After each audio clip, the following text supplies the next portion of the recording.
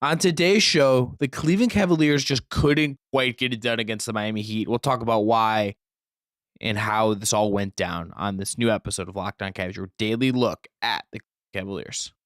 You are Locked On Cavs, your daily Cleveland Cavaliers podcast.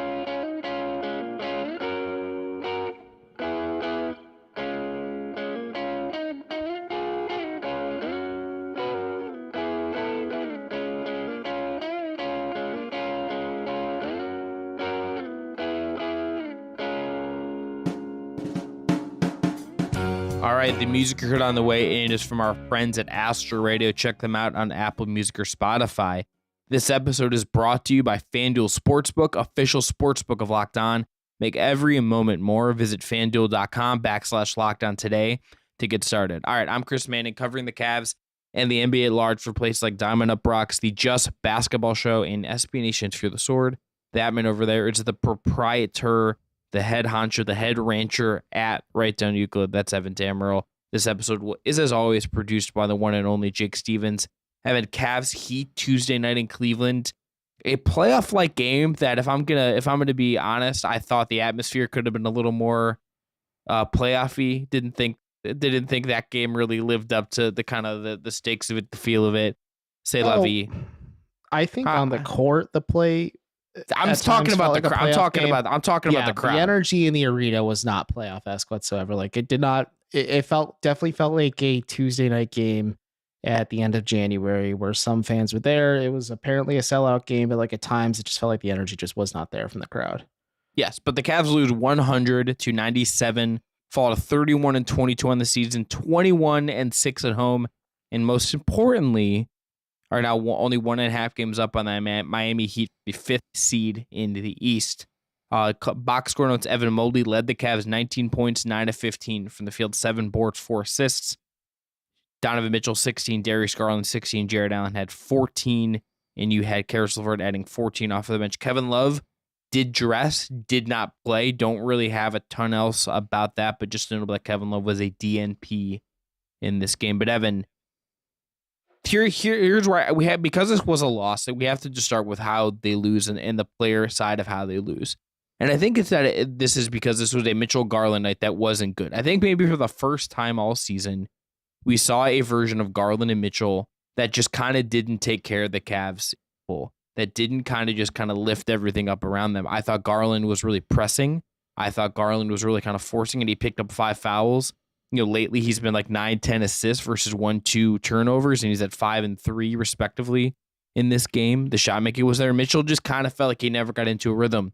There's one point he took a long 2, and it's like, oh, he's looking just to get into a rhythm. Even that kind of shot he makes it into the third, which he just kind of berserks his way to a 3 and gets it and beats the buzzer, like didn't really catapult anything else. Neither of these guys really felt like they got into a rhythm, and the Cavs just really offensively could not overcome that. 18 points in the fourth quarter, and it feels like that it all to me extends from those two guys not being at their best against Miami. I think a lot of credit is deservedly, or should be at least, given to Kyle Lowry and Jimmy Butler in that scenario, because they did a good job effectively mitigating the impact of Mitchell and Garland. And we'll talk about Evan Mobley quite a bit in the second segment for sure, but like Caris LeVert to an extent as well. And like the Heat understood the assignment. Like, they can sack off of Okoro, they can sack off of Mobley, who was 0-2 from 3 tonight. They can sack off of Allen, who was 0-0 and has not added to his 3-point arsenal with the Cavs, or 3-point makes with the Cavs rather. So they focused in on the fact that the Cavs do try to get out of the shooting slumps a lot. Like, they try to maybe force things at times for Donovan Mitchell and Darius Garland, especially because Mitchell said post game, like, those two are the head of the snake in this offense, and like the offense starts and ends with them. And I think you're right. Like, you could feel it at times that Garland was pressing in terms of playmaking. Just not a good playmaking night for him in general. Like you said, 5 assists to 2 turnovers, but some of those turnovers just felt really sloppy and a little bit careless. And I think just the other major takeaway for me, and again, Evan Mobley's sensational, and we should put a pin in that for a couple minutes. We'll get to Evan Mobley in this first segment too. We have to talk about him. Oh, absolutely. But it's just like JV Bickerstaff did make a really good point. Like, Miami turned the ball over 13 times, but Cleveland only got 11 points off of those turnovers, whereas Cleveland turned over the ball 13 times. Miami got 21 points off those turnovers. Like, There were times the Heat were playing sloppy as well. I think the Cavs were really being opportunistic in the first half, especially just forcing Miami into errant passes and turnovers, and they just didn't capitalize on those possessions just at all in this game. And like it was kind of like what we predicted. It was going to be a bit of a rock fight. Like this was two defensive teams grinding it out. And if there's a positive from this, just overall in the team effort, like the defensive aspect of it, like they held Miami to 100 points. They did a very good job defending the majority of their roster, sans Caleb Martin and then maybe Jimmy Butler down the stretch. But like the Cavs were effective in like mitigating the impact of the bench unit for the Heat and just try to find a way to kind of gut through this, especially when their two offensive cogs just did not have it going all throughout the night. I think that I would expect, Evan, like you get to a playoff series, maybe against Miami, against someone else, you're not going to have this happen with Garland and Mitchell again. Like that, these guys are too good for that to happen again. But it tells you just like how reliant they kind of can be on some of these guys, how they are kind of trying to figure some of this out kind of with these guys, and you're finding solutions. I felt in this game a little bit, JB Bickerstaff, like kind of like he'd put in Karis LeVert at times and try to go smaller and figure stuff out with like Dean Wade. And like they did get some good looks and they missed some shots, but it's like, you know, there was like just a little bit of trickiness in terms of like figuring out how those two guys kind of could just like if you're trying to just find the right offensive solutions at times. Like Ricky Rubio, I thought did some really positive stuff, but like it kind of wasn't enough. And this was like another game where it's like Jetty Osman only got 7 minutes, and I kind of understood that, but it's like that's like there's just like there's it feels at times like they're still very much searching for what works offensively, and that's maybe never going to change, I guess, in some ways. Yeah, and I had some folks reach out to me and also just quote tweet me when they were just frustrated with the fact that Osmonds didn't play in this game. And I think, again, it just comes down to defense. Like, Jetty's shot wasn't falling to start the game, and he was 0-2 from three-point range in those 7 minutes, and he was -5. I know plus-minus isn't a good indicator, but not encouraging stats. But I just think defensively, like, he wasn't working. The Cavs wanted to lean more on maybe a guy they trusted in Karis LeVert, or maybe a guy in Dean Wade who they had high hopes of kind of being just like that core rotation piece. And I still think he can be that guy. It's just questionable what he can and can't do. But I think just this game is like a weird. This game kind of just proved. This game proved to be a weird fit for him. Like Evan Mobley subs out, and Jimmy Butler just kind of catches on fire and roasts Dean Wade in the first quarter, and then he sub Evan Mobley back in, and he kind of shuts off the water a little bit to Jimmy Butler and kills a little bit of that momentum. And I noted this to you. Either want to say towards the end of the third quarter, maybe midway into the fourth. Bickerstaff subbed out Mobley for Isaac Okoro instead of subbing out Karis LeVert for Isaac Okoro, and the Cavs ran a lineup of, I believe, Mitchell Garland, LeVert, Okoro, and Allen, I want to say, or something like that. And it just got shredded defensively. Like, I think the Cavs just sometimes maybe are experimenting a little bit too much and maybe not leaning on what they know does work. But it's tough because there's a lot of good, especially in that first half that the Cavs had, especially defensively. Like, they were frisky, they put a lot of energy, they're taking advantage of the fact like this is a Heat team that's pretty incomplete right now, just some of the key guys out besides, you know, Bam and Jimmy, of course. But it just, the Cavs just kind of fell apart, and kind of when things got tight, they crumbled under pressure for, I believe, the 7th time this season.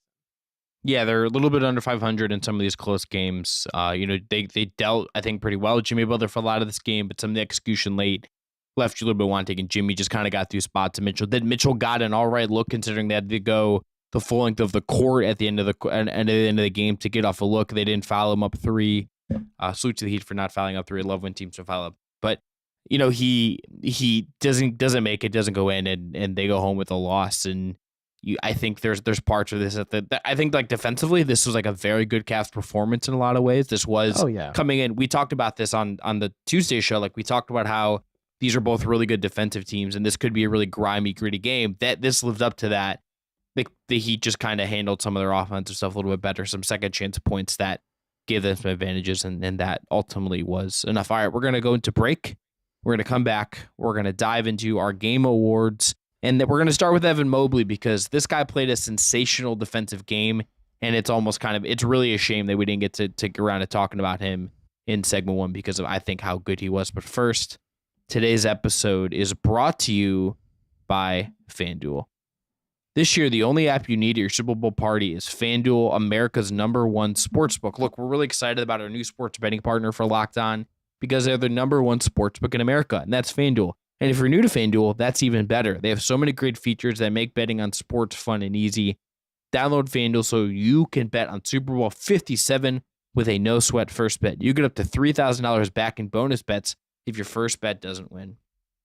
FanDuel lets you bet on everything from the money line to point spreads to who will score a touchdown.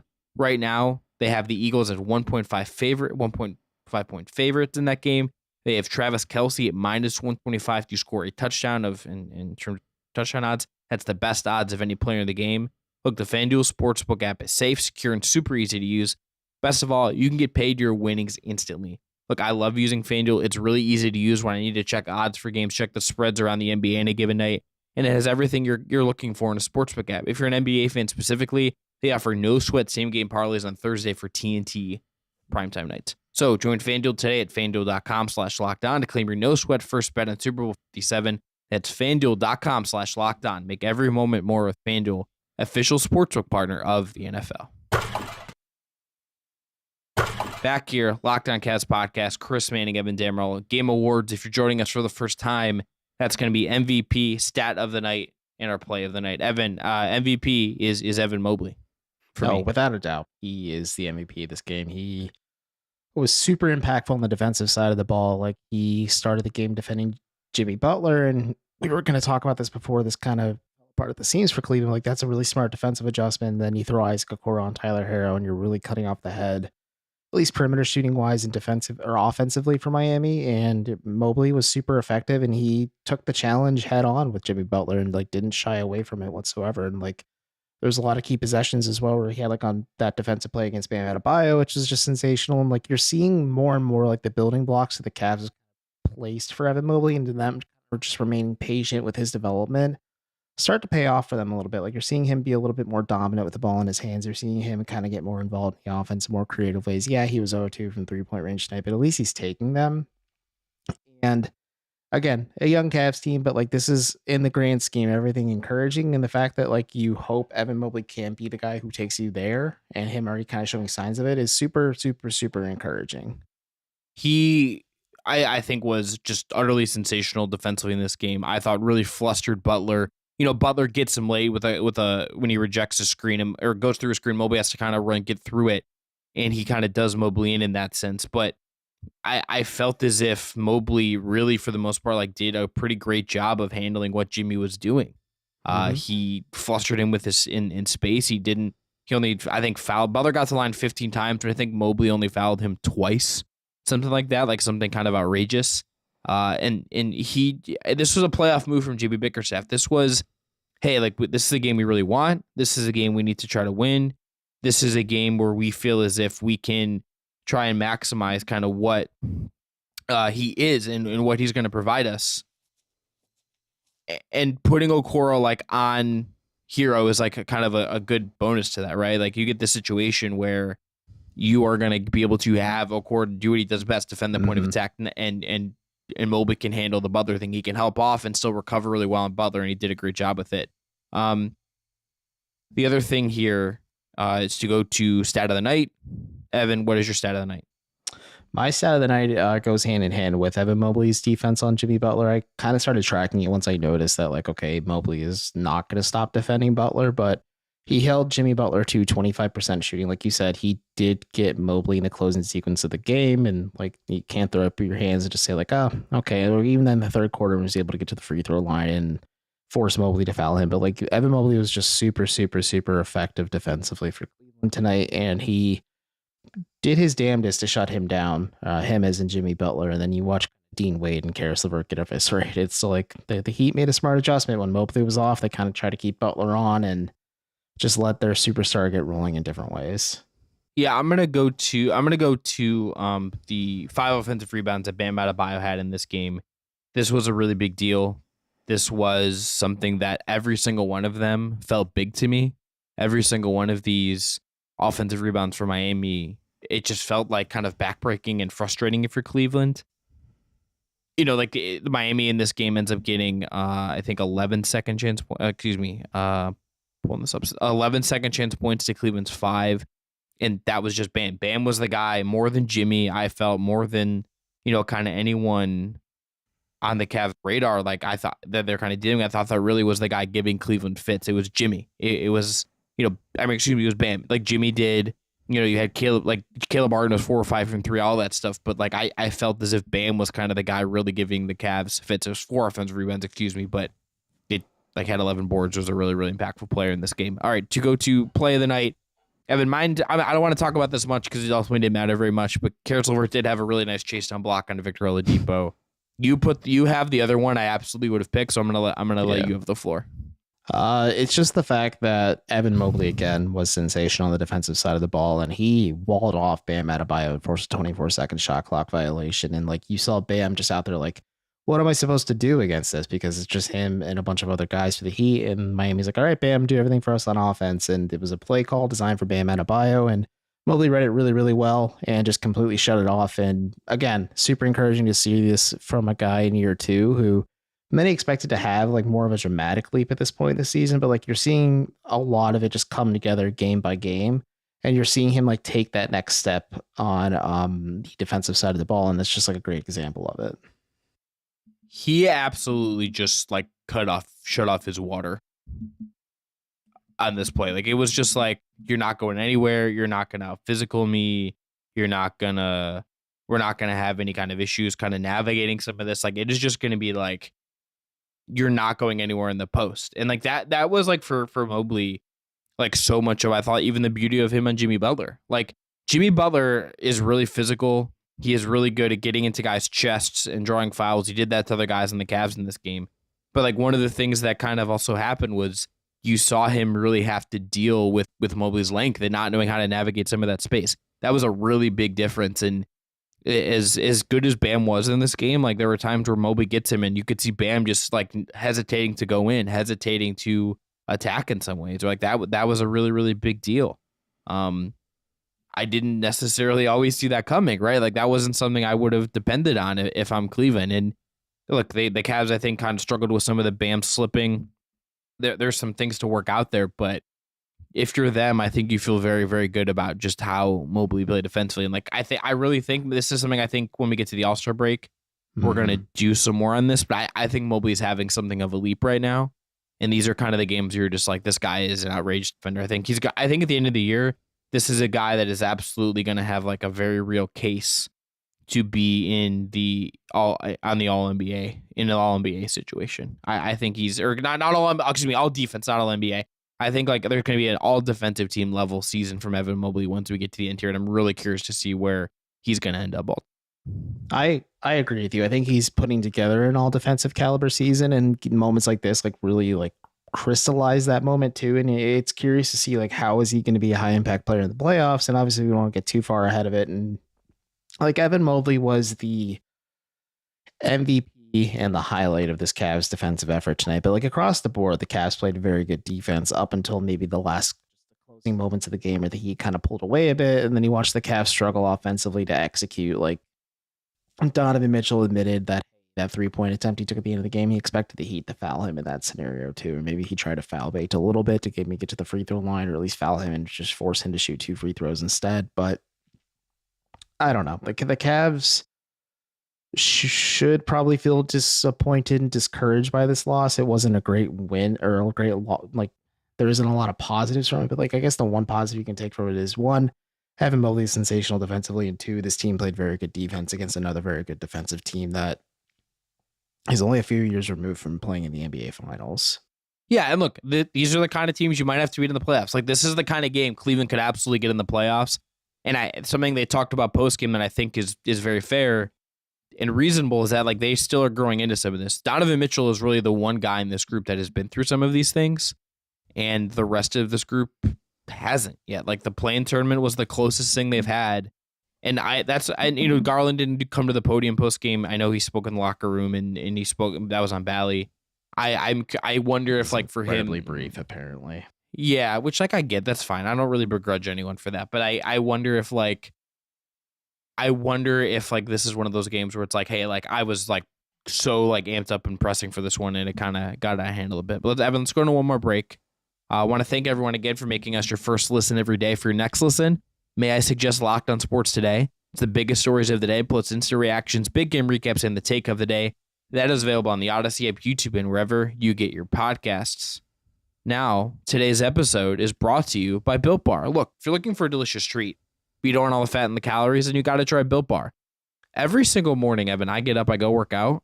My doctor has me just eating a little something to get me going in the morning. I have a Built Bar. I get my protein in. I want to eat healthier. This is a great way for you to do it. With Built, healthy is actually tasty. These are so delicious, you won't think they're good for you. They're perfect for your New Year's resolution. What makes Built Bar so good, you ask? Well, for starters, these are covered in 100% real chocolate. Real chocolate, that is right. And they come in unbelievable flavors. Churro, peanut butter brownie, coconut almond, cookie dough. There's a ton of great ones. And I'm not sure how Built does it, but these bars taste like a candy bar while maintaining amazing macros. What's even better is that these are healthy.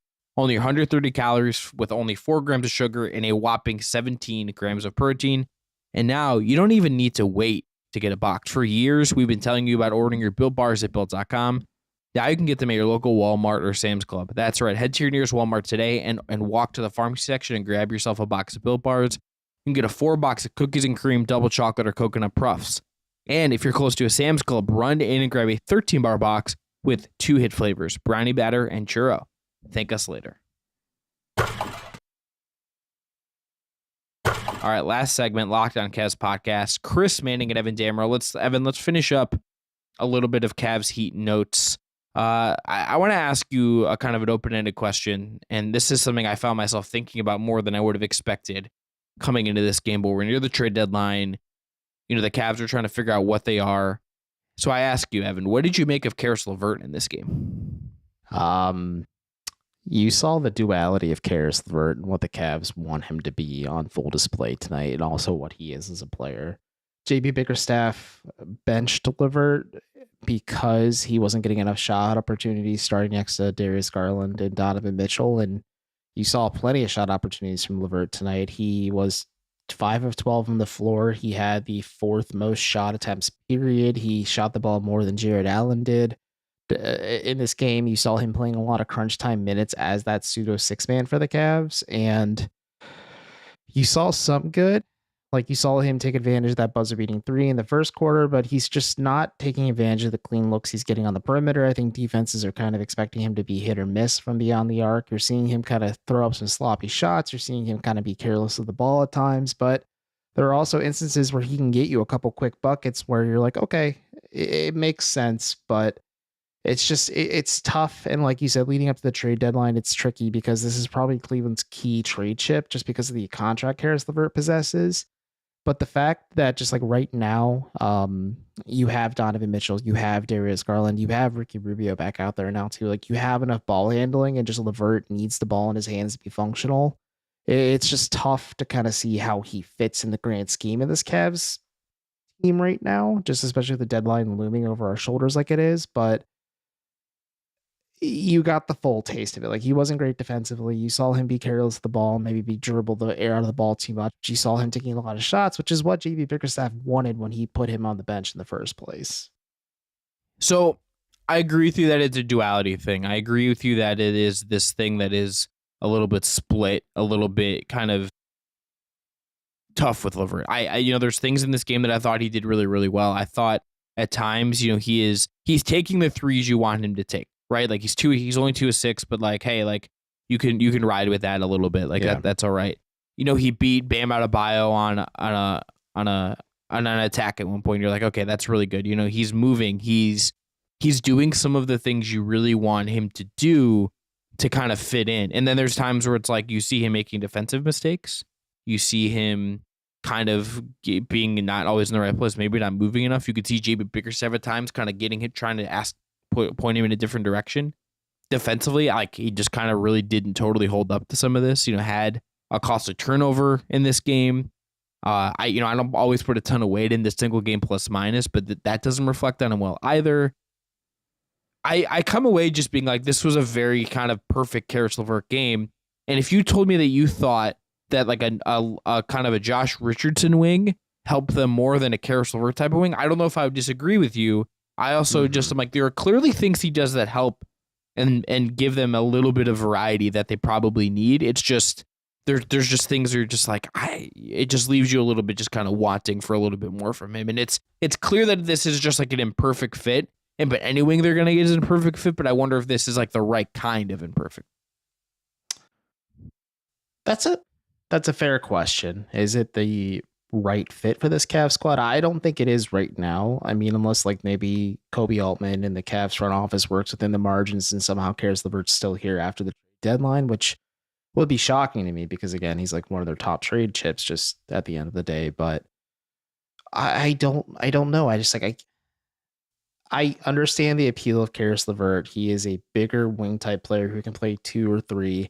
Maybe sometimes 4 if you're going super small, but like he just doesn't have the defensive chops to defend a power forward. And like you said, he does try, like there were instances tonight against Miami, like he had that chase down block, or like there's times where he's set on defense and doing a good job. But then you're watching guys like Caleb Martin and Jimmy Butler and even Kyle Lowry like take advantage of like the fact that LeVert isn't like an A+ defender and is kind of the weakest link out there defensively as well. And I know people will be like, oh, well, Jetty Osmond's like a plus-minus leader and things like that. I just think Karis just has that reputation and that trust factor with JB Bickerstaff and also the guys on the floor too that just make him a reliable option. And maybe it is the length that he possesses, or the fact that before he became oft injured when he was at the Nets, he was more of a defensive player at times too. But I think there's something there. I just don't know if it's actually the cleanest fit because again, you're bringing Ricky Rubio back. You have Donovan Mitchell and Darius Garland to soak up most of the ball handling and playmaking responsibilities, and LeVert is just more functional as a player with the ball in his hands than a player that doesn't have the ball in his hands. And you need a guy who can provide you 3-point shooting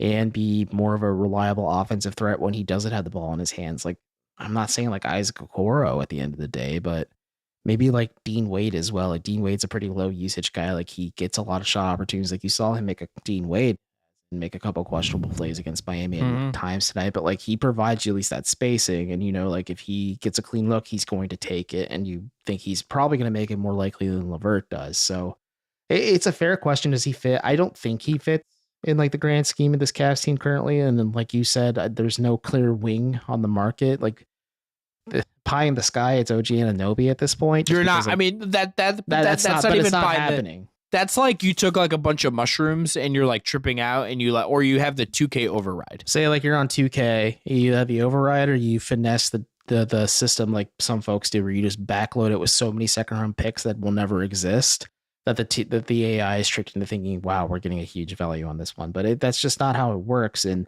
like of the wings, like tangibly available for just, or not tangibly available, just every wing that's available, like Anunoby's like the cleanest fit for this Cavs squad, but like real, like okay, but like let's roll it back. It's Josh Richardson. So it's Josh Richardson. It could be Doug McDermott if you have faith in Evan Mobley and Jared Allen covering him defensively.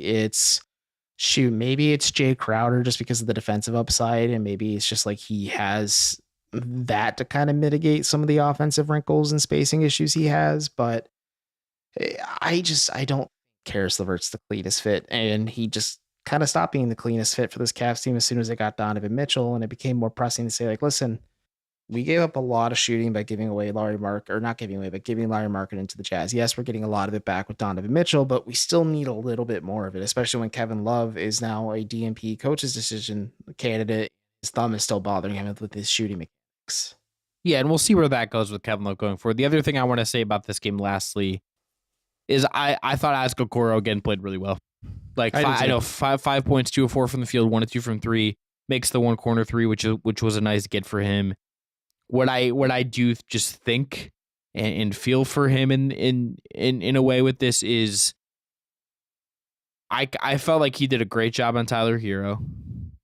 I felt as if he did a really, really great job kind of just handling that point of attack stuff.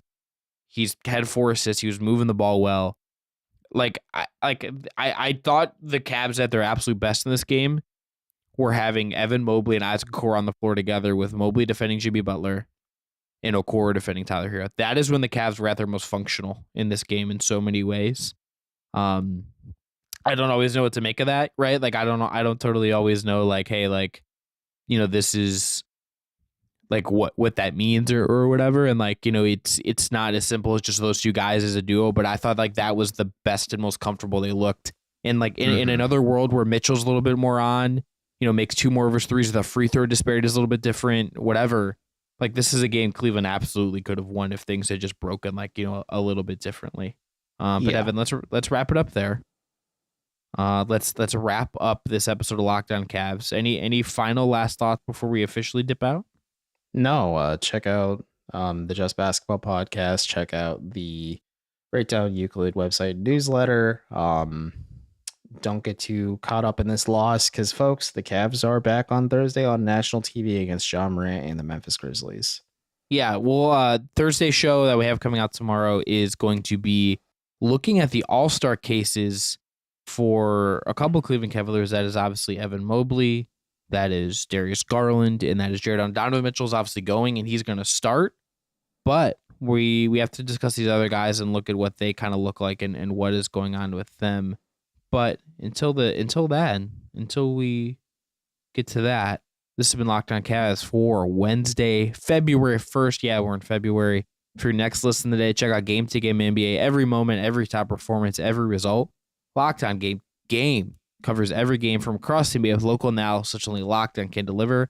Follow Game to Game on Locked On NBA, available on the Odyssey app, YouTube, and wherever you get your podcasts. Thanks again to Jake Stevens for producing. Thanks again to Astro Radio for the music. Be well. Talk to y'all tomorrow.